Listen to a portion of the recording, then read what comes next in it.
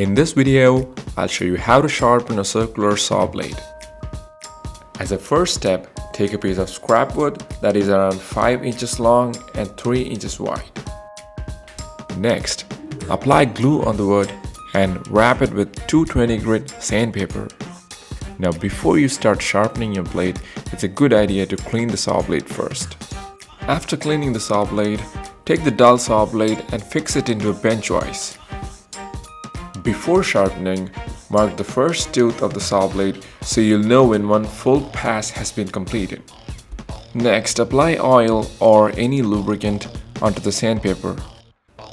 Place the sanding block on a tooth and begin filing back and forth.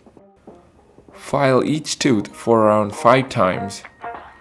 Continue this process until all teeth have been sharpened. Now, if you think the blade is still dull after one pass, give it one more pass until the blade has been fully sharpened. So that's how you sharpen your circular saw blade. If you like this video, like and subscribe. Thank you for watching.